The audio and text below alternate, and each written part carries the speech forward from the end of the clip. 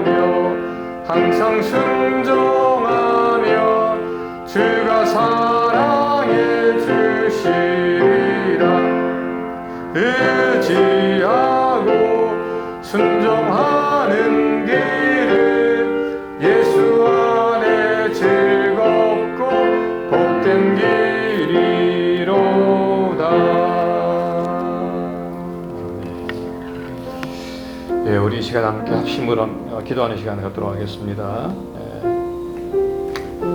이번 주일에 상반기 재정보의원 재직기간인데 우리 재직기가 좀 잘 열릴 수 있도록 해달라고, 그대로 시간 되게 해달라고 기도해 주시고요. 또 9월 초에 베이커스필드 연합부흥회가 있습니다. 사랑교회에서 있는데 정말 그 시간을 통해서 놀라운 부흥의 역사, 또 사랑의 역사, 전도의 역사가 일어나게 해달라고 기도해 주시기 바랍니다. 또 우리 배진희 집사님 눈을 위해서 이 시간 다시 한 번 더 좀 기도해 주시고 주님께서 붙들어 주셔서 정말 주의 은혜 가운데 눈이 또 잘 회복될 수 있도록 해달라고 기도해 주시고, 또 우리 신장노님 통풍 위에서 여러분들도 좀 빨리 완화되어서 생활하는 불편함 없도록 해달라고 기도해 주시고, 또 우리 선교사님들 선교지에서 복음 끝까지 잘 증가하는 귀한 선교사님들 되게 해달라고 함께 좀 동성으로 여러 가지 기도 제목을 갖고 함께 기도하는 시간 갖도록 하겠습니다. 기도합니다. 참 좋으신 하나님 감사합니다. 오늘도 하나님 우리에게 수요 기도를 하게 주심을 감사합니다. 하나님 아버지, 정말 이 시간이 복된 시간 되게 도와주시고, 또 이 시간을 통해서 하나님께 영광 돌릴 수 있도록 은혜를 베풀어 주옵소서. 하나님, 또 이번 주에 우리 상반기 재정보기를 재직해 왔습니다. 하나님 아버지, 정말 은혜로운 시간이 되게 도와주시고, 모두가 다 마음을 합하고 뜻을 합하는 귀한 시간 되게 도와주옵소서.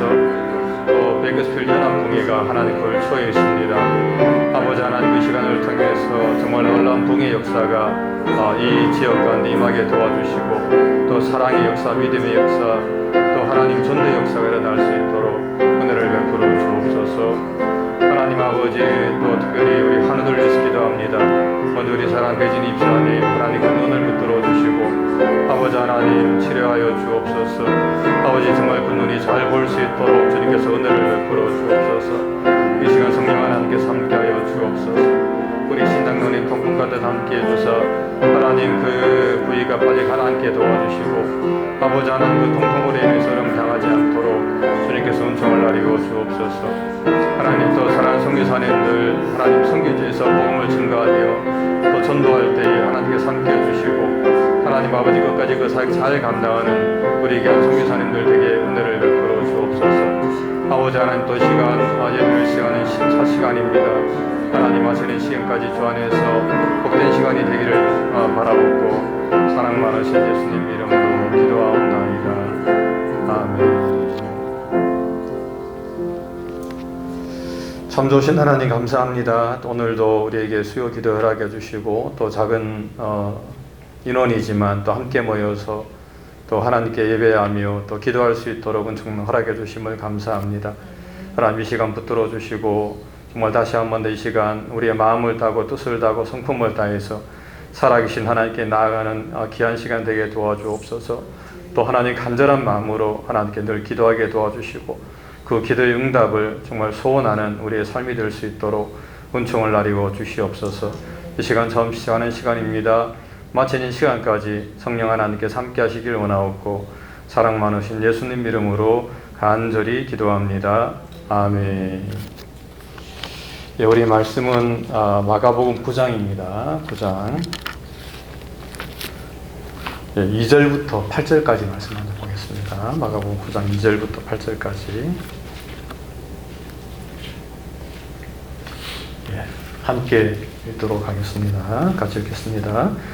엿새 후에 예수께서 베드로와 야고보와 요한을 데리시고 따로 높은 산에 올라가셨더니 그들 앞에서 변형되사 그 옷이 광채가 나며 세상에서 빨래하는 자가 그렇게 희게 할 수 없을 만큼 매우 희어졌더라.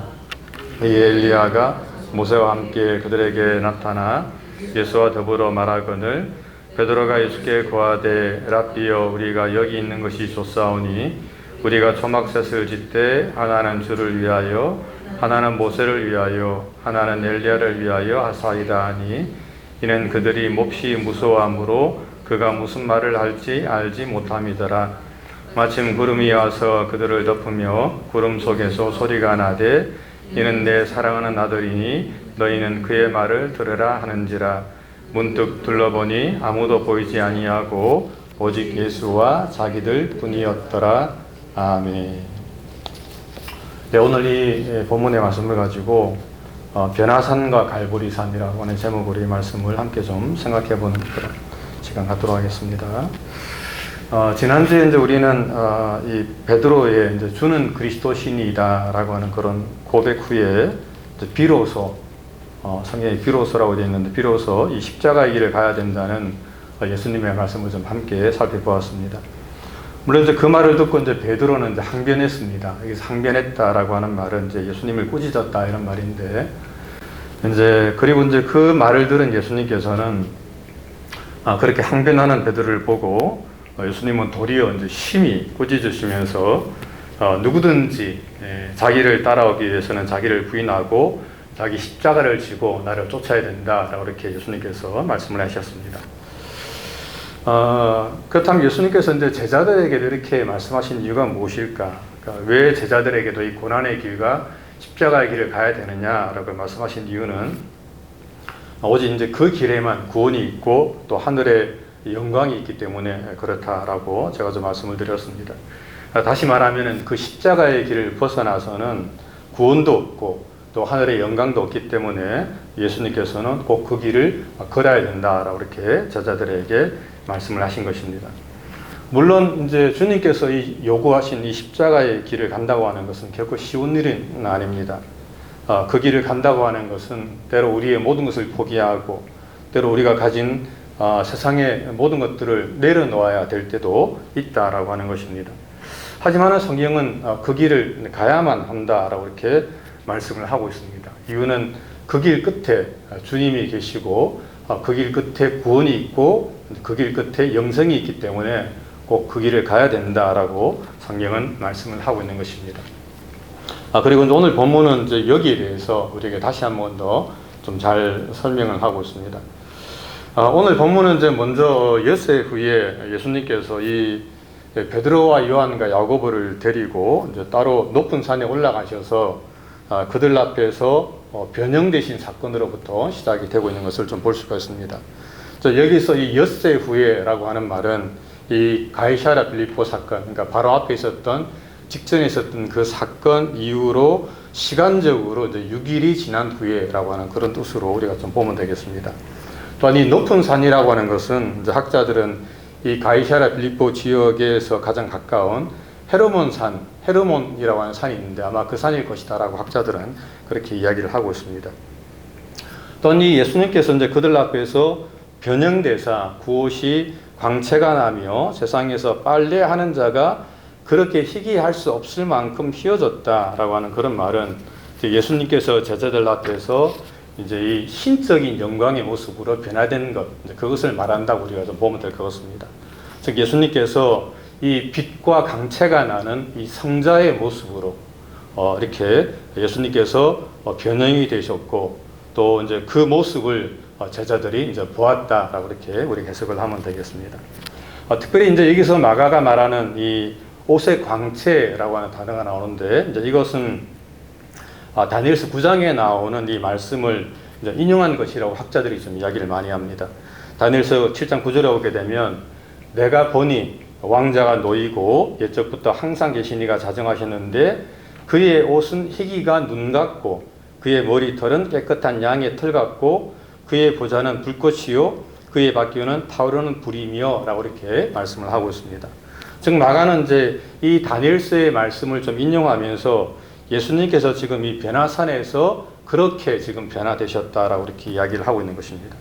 다시 말하면 이제 지금은 예수님은 세상에서는 인자, 사람의 아들의 모습으로 지금 살고 계시지만 하지만 예수님이 장차 부활하시고 또 승천하시고 난 다음에는 예수님은 이 만왕의 왕, 또 만주의 주로 이렇게 등극하실 분이라고 하는 것을 제자들에게 이렇게 미리 보여준 사건이라고 오늘 본문은 이야기를 하고 있는 것입니다. 자, 그렇다면은 예수님께서는 왜 미리 장차 일어날 후의 일을 미리 보여주시는 것일까라고 우리가 생각할 수 있는데 이제 그것은 제가 제일 뒷부분에서 결론적으로 제가 좀 말씀을 드리겠습니다.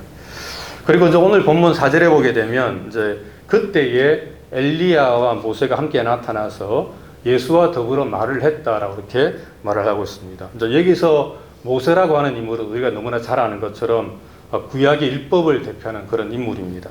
하나님께서는 이 모세를 통해서 이 언약법, 율법과 십계명을 이제 주셨습니다. 그런데 이제 모세는 자신이 죽은 뒤에 하나님께서 자기와 같은 그런 위대한 선지자를 이 땅에 보내실 것이라고 이제 약속을 하셨습니다. 그것이 신명기 18장 15절에 나오는데 이렇게 말하고 있습니다. 내 하나님 여호와께서 너희 가운데 내 형제 중에서 너를 위하여 나와 같은 선지자 하나를 일으키시리니 너희는 그의 말을 들을지니라 라고 이렇게 말씀을 하고 있는 것입니다. 이제 그래서 유대인들은 장차 이제 이 땅에 메시아가 도래하시기 전에, 나타나시기 전에 하나님께서는 이 모세와 같은 위대한 선지자, 그러니까 이 유대인들은 이 하나님의 구원이 나타나기 전에 하나님께서는 이 모세와 같은 위대한 선지자를 보낼 것이라고 늘 그들은 생각을 하고 있었던 것입니다. 그런데 오늘 이 베날산 사건을 통해서 이 신명기 18장 5절의 말씀이 이 모세의 진술을 통해서 지금 성취가 되고 있다라고 이렇게 오늘 마가복음에서는 이야기를 하고 있는 것입니다. 다시 말하면은 이 모세가 말했던 그 위대한 선지자가 이 예수님이다라고 이렇게 성경은 이야기를 하고 있는 것입니다. 또한 이 엘리야라고 하는 것도, 엘리야가 나타난 것도 이 구원의 시간이 도래했음을 이제 가르치는 것이라고 볼 수가 있습니다. 유대 전통에 따르면은 이 엘리야는 메시아가 오기 전에 먼저 와서 회개의 세례를 선포하면서 이스라엘 백성들을 메시아 앞으로 나갈 수 있도록 영적으로 준비를 시키는 그런 사람이라고 성경은 이야기를 하고 있습니다. 자, 그런데 지금 엘리야가 모세와 함께 나타나서 이 예수님과 함께 대화하는 것을 통해서 이 예수님이 바로 이스라엘 백성들이 기다리던 그런 메시아고 하나님의 아들임을 오늘 본문은 우리에게 이야기를 하고 있다라고 하는 것입니다. 자, 그렇다면 이제 이들이 예수님과 이 모세와 이 엘리야가 그 어떤 대화를 나눴을까라고 우리가 좀 생각할 수가 있는데, 이제 거기에 대해서 많은 대부분의 학자들은 아마 예수님께서 그들과 함께 이제 고난을 받고, 예수님께서 고난을 받고 십자가를 지고 3일 만에 다시 살아나야 될 사건, 이게 부활에 대해서 아마 대화를 좀 나누었을 것이다 라고 이렇게 대부분의 학자들이 좀 이야기를 하고 있습니다. 자, 그런데 이제 이 광경을 본 이 베드로가 오늘 본문에 보게 되면 이제 너무 감격했는지 모르겠지만 갑자기 이제 그곳에서 이 주님과 모세와 엘리야를 위한 초막셋을 치겠다 이렇게 말하는 것을 보게 됩니다. 5절입니다. 베드로가 예수께 고하되 랍비여, 우리가 여기 있는 것이 좋사오니 우리가 초막셋을 짓되 하나는 주를 위해서, 하나는 모세를 위해서, 하나는 엘리야를 위해서 하사이다 라고 이렇게 말을 하고 있는 것을 볼 수가 있습니다. 사실 이 당시에도 이제 이 초막이라고 하는 것은 종종 이 신적인 존재들의 어떤 초소로 간주가 좀 되었다고 합니다. 그래서 베드로는 자신의 눈에 이 신적인 존재들로 보이는 이 예수님과 모세와 엘리야를 위해서 지금 초막을 짓겠다라고 이렇게 이야기하는 것을 볼 수가 있습니다. 자, 그렇다면 이 베드로가 왜 갑자기 그런 말을 했을까라고 우리가 생각할 수 있는데, 이제 그것에 대해서는 우리가 정확하게 알 수는 없지만 아마도 베드로는 이 베나산 사건을 통해서 이제 이 하나님의 나라가 이제 그곳에서 이미 완성이 된 것처럼 이렇게 착각을 좀 한 것처럼 볼 수가 있습니다. 즉, 이 예수님의 몸에서 예수님이 이제 성자의 몸으로 변형이 되시고, 그리고 이 죽었던 모세와 엘리야가 다시금 살아나서 예수님과 대화하는 것을 보면서 베드로는 그것이 바로 천국이다, 이것이 바로 하나님의 나라다라고 이렇게 생각을 하면서 그곳에서 그 세 사람과 영원히 살고자 하는 그런 마음을 가지고 이곳에 소설을 짓고 우리가 그곳에서 영원히 사는 것이, 우리가 여기 있는 것이 좋습니다 라고 이렇게 이야기를 했다 우리가 생각을 할 수가 있습니다. 하지만 이제 마가는 이제 일단 제자들이 이제 그렇게 말한 것은 1차적으로 보면 이제 그들이 제정신이 아니었기 때문이다라고 이렇게 말을 하고 있죠. 6절에 보게 되면은 이는 그들이 몹시 무서워함으로 그가 무슨 말을 할지 알지 못함이더라라고 이렇게 말을 하고 있습니다. 이것을 이제 공동번역을 이렇게 해석을 하고 있는데, 베드로는 다른 제자들과 함께 겁에 질려가지고, 그러니까 겁을 먹었다는 거죠. 그래서 무슨 말을 해야 좋을지 몰라서 엄격되게 이제 그렇게 말을 했다라고 하는 것입니다. 그러니까 한마디로 말하면은 지금 베드로와 제자들이 제정신이 아니라고 하는 것이지. 예수님께서 그렇게 변형되시고 정말 죽었던 이 모세와 엘리야가 나타나가지고 갑자기 그들의 눈앞에 보이는 것을 보니까 이 제자들이 그냥 너무나 놀래가지고 제정신이 아닌 상태에서 베드로가 얼떨결에 우리가 여기 있는 것이 좋사오니 초막셋을 짓고 우리가 함께 사는 것이 좋습니다 라고 이렇게 이야기를 했다라고 하는 것입니다. 하지만 이제 그럼에도 불구하고 제자들이 이제 깨달아야 될 이 중요한 한 가지 이 사실이 있는데, 그것은 이 영광과 부활이라고 하는 것은 예수님의 순환과 죽음 그리고 장사 이후에 이루어질 사건이라고 하는 것을 제자들이 알지 못했다라고 하는 것입니다. 다시 말하면 제자들은 이 고난과 십자가 없이는 이 하늘의 영광과 부활이 없다는 사실을 그들은 아직도 전혀 이해하지 못하고 있었다라고 하는 것입니다.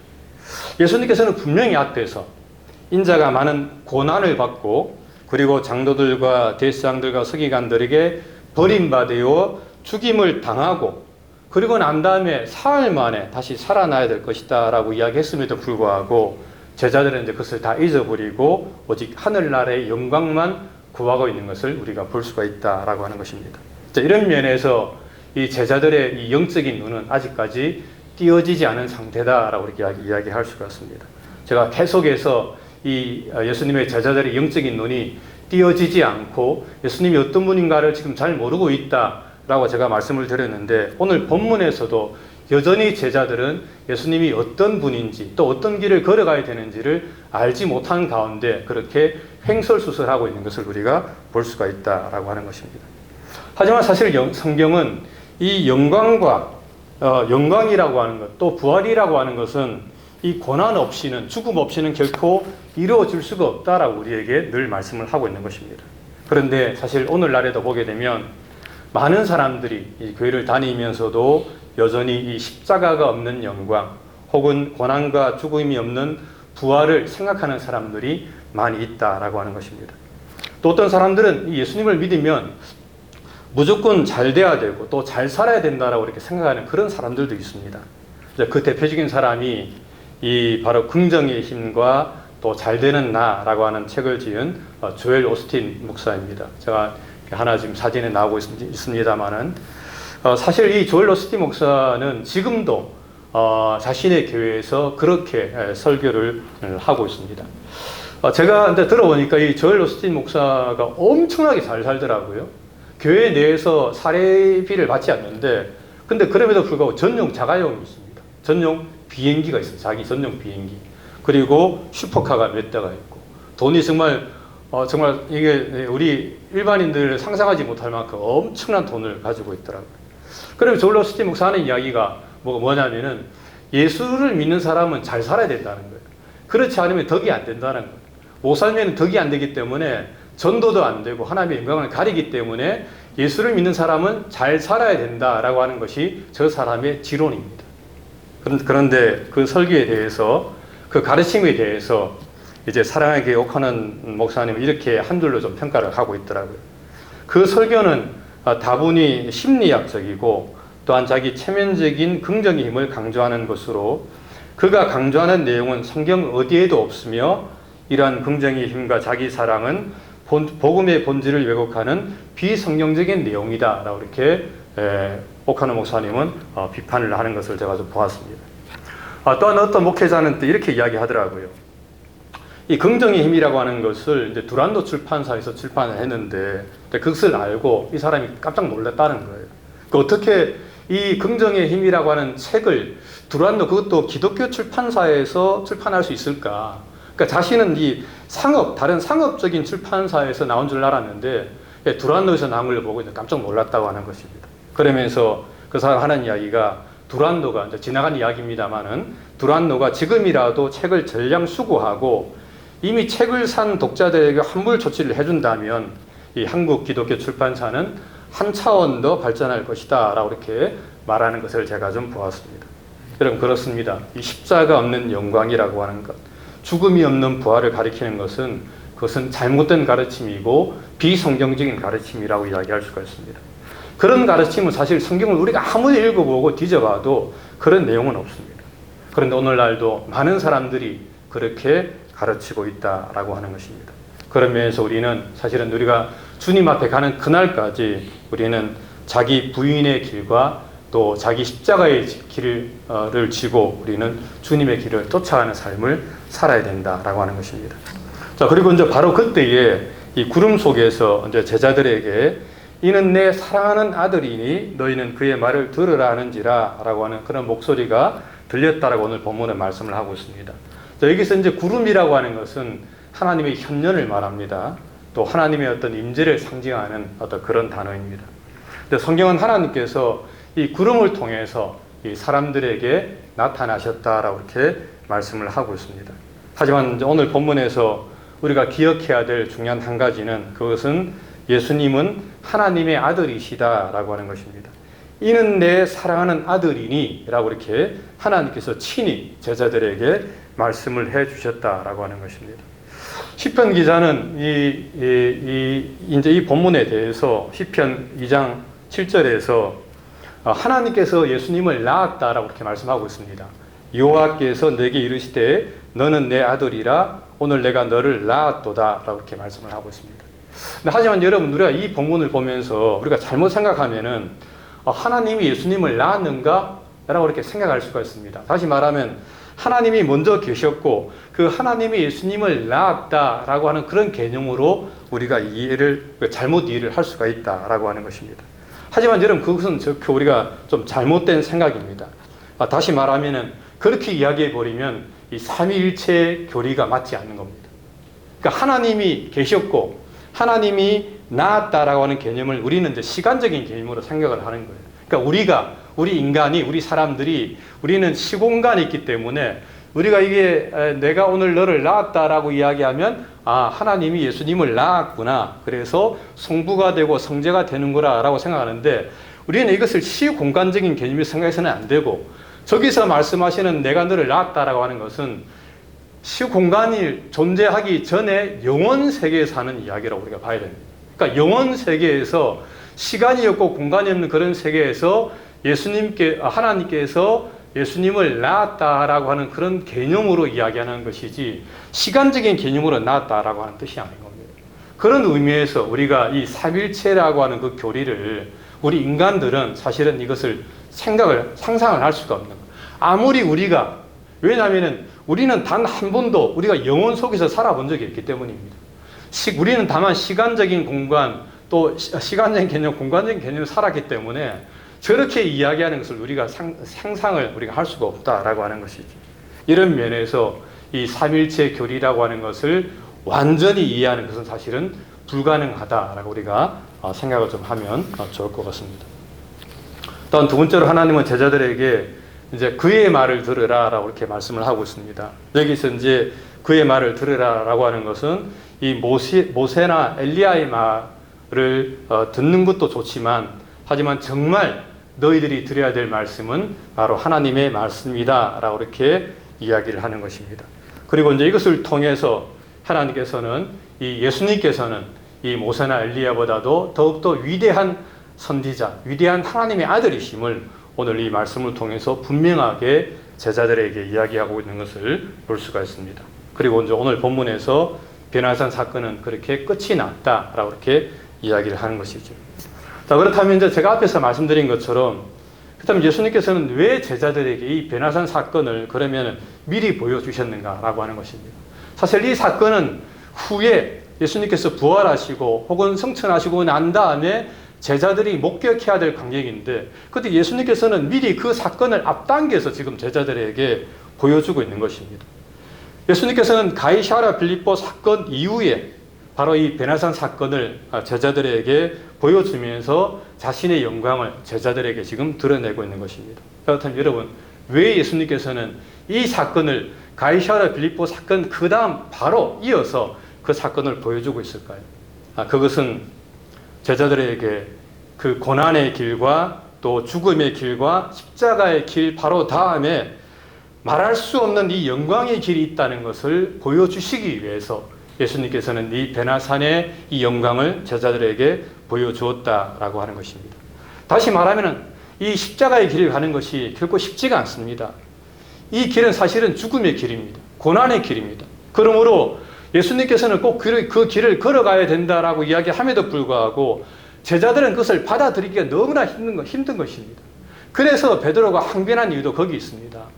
왜 그 길로 가려고 하십니까? 왜 그 고난의 길로 십자가의 길로 가려고 하십니까? 라고 그래서 베드로가 항변한 것입니다. 사실 여러분, 어느 누가 그 길을 걸어가고 싶겠습니까?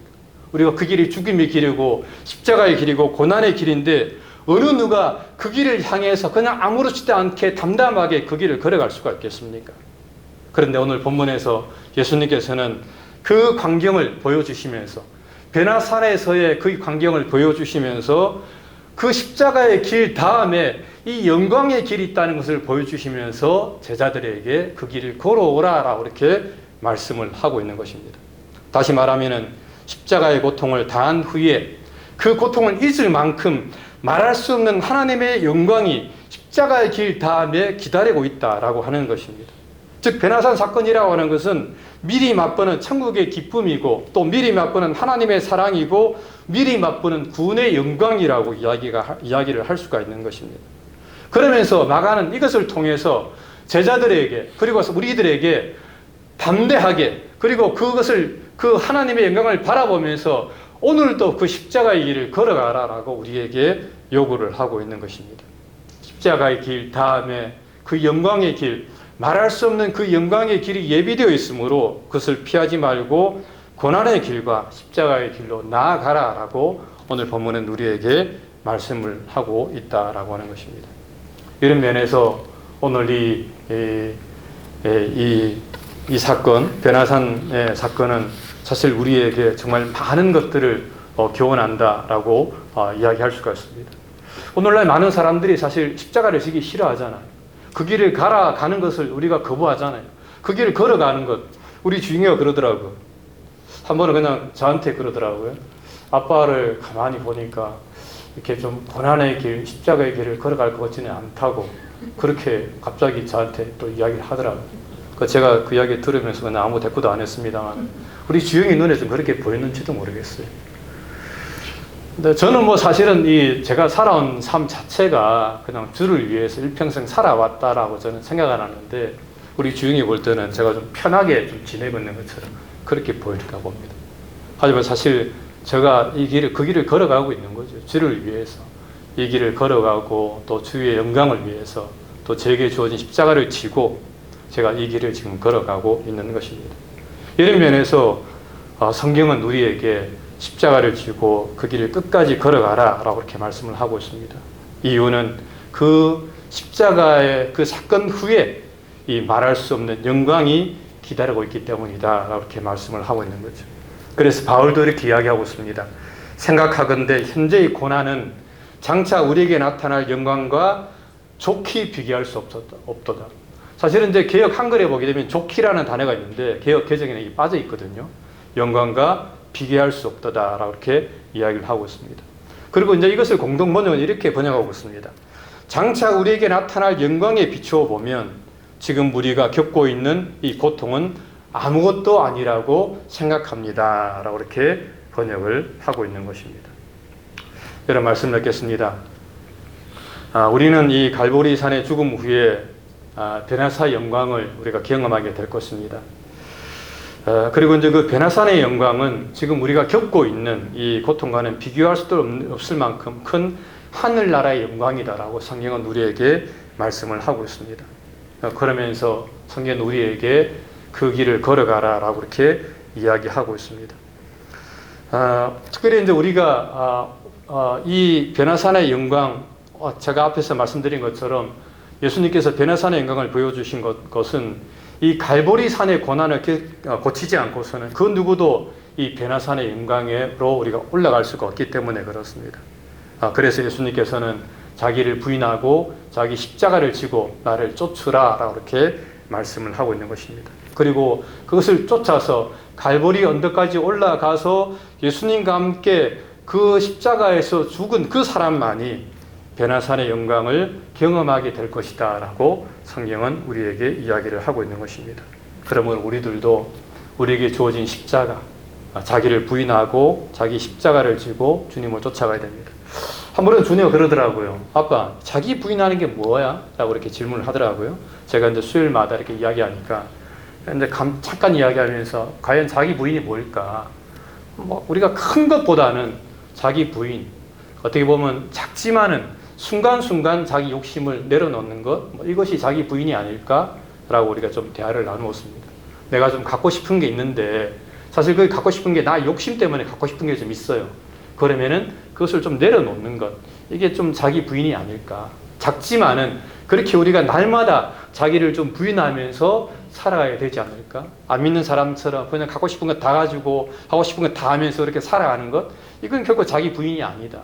이런 면에서 우리가 늘 작지만은 생활 속에서 늘 자기를 부인하면서 자기 십자가, 하기 싫은 일이지만 그를 좀 지면서 남을 위해서, 이웃을 위해서, 하나님을 위해서, 그래서 내가 좀 그것을 감당하면서 살아가는 삶, 이것이 바로 자기를 부인하고 자기 십자가를 지고 주님을 쫓아가는 삶이 아닐까라고 이렇게 좀 대화를 나눠본 적이 있었습니다. 그렇습니다, 여러분. 우리가 날마다 우리 생활 속에서 자기를 부인하고 자기 십자가를 지고 주님을 쫓아가는 삶을 살아야 됩니다. 그럴 때 우리가 결국에 가다 보면 결국에 우리가 그 갈보리 산 위에 주님과 함께 서 있는 우리의 모습을 발견하게 될 것입니다. 그런 삶을 통해서 하나님께 영광 돌리시는 저 여러분들의 삶이 되시기를 주님의 이름으로 부탁을 드립니다.